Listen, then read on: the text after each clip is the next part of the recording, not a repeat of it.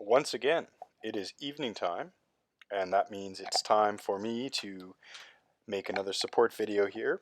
So we are looking at how to write an analysis paragraph, and we're going to target this lovely Tennyson poem, Break, Break, Break. Now we can see that it was published in 1842, so that's going to be useful for us when we go to include our citation support. Let's jump straight to it. So what do we notice here? We've got a bit of an unconventional rhyme scheme. There's not really any sort of order in terms of the beats per line. So this is a bit of an unconventional arrangement when we compare it, if we were going to compare it to what we saw with Blake from the past poems that we've been analyzing. So we center our title.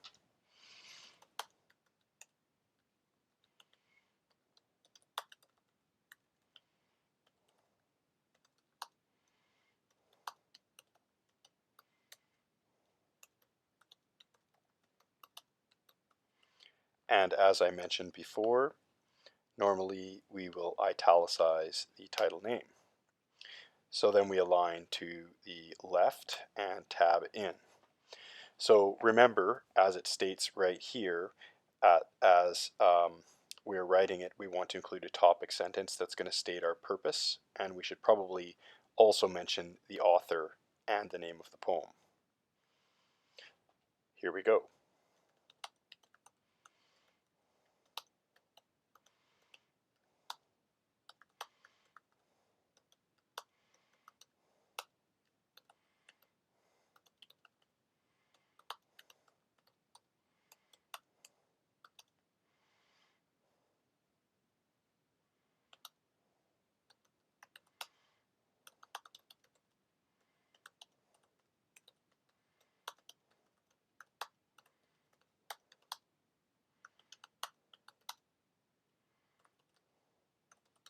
So as I've stated before, we can hint at some of the larger ideas that we're aiming towards at the end of the poem, but we don't want to develop that idea too much. It's just kind of there as a hook to set up where we're going to come at the end of the paragraph. So now we're going to step back and remember, I've mentioned this a few times already, that when we're doing this type of analysis, we're always going to start moving through those four windows of analysis that we talk about. The first window is the structural issue. So we're going to talk about the rhyme scheme. Is there a noticeable rhyme scheme? Is there, and then we move into the beats per line, and then we go to the two layers of wordplay. So at first we'll look at things like alliteration, assonance, anaphora, and then in the a little bit more advanced level of that wordplay section, we might talk about similes and metaphors. Finally, we're going to go to the fourth window, which is where we try to look at a bigger picture issue and draw out the main themes that are discussed.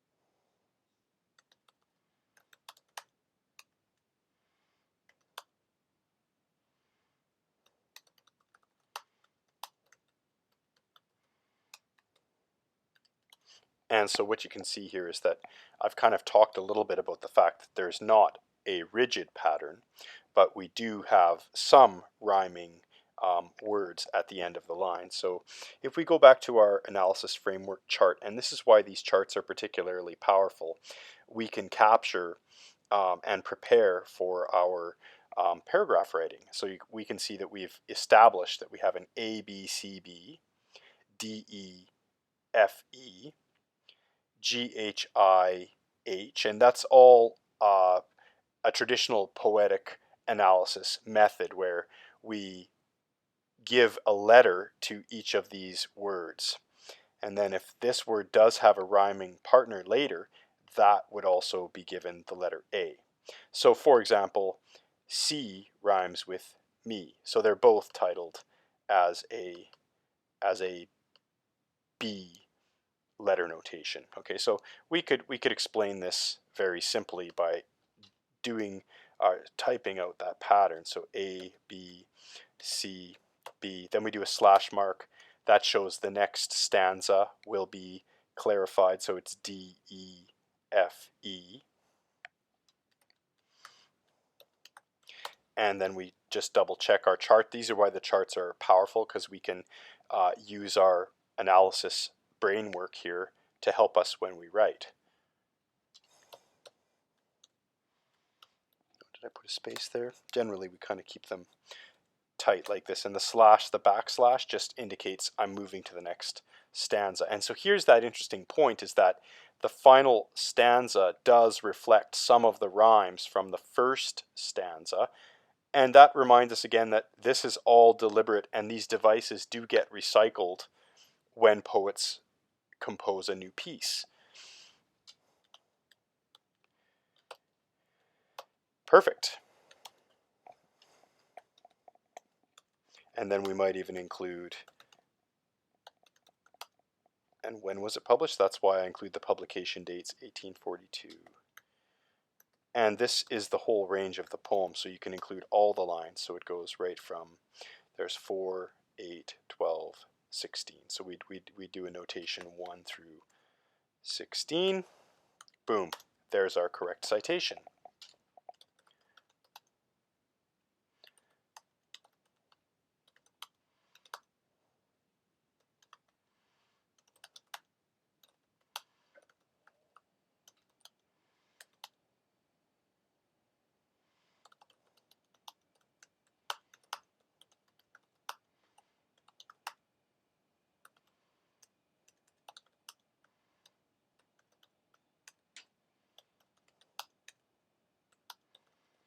Okay, so now I've gone through that first step of analyzing the rhyme scheme.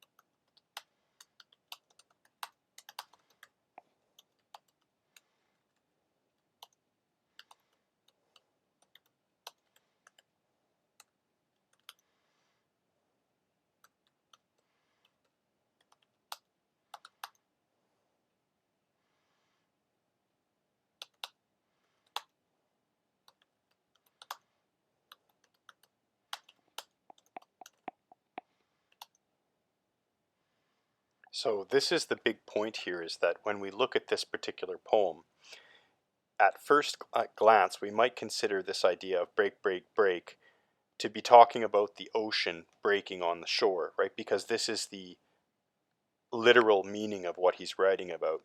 But if we look more closely and if we read deeply, we notice that there's possibly two meanings here, right? Break, break, break on thy cold grey stones, O sea. So yeah, the ocean is breaking on the stones that line the shore. And when I read this poem, I envision Tennyson being up on the top of a bluff or a cliff looking down. That would make sense for him to be able to scan, as he does in stanza 2, and see a wider range, and then notice these young people, these children, these boys and girls who are along the shoreline as well, seem to be having a nice day, right? There's more joy and happiness in that second stanza.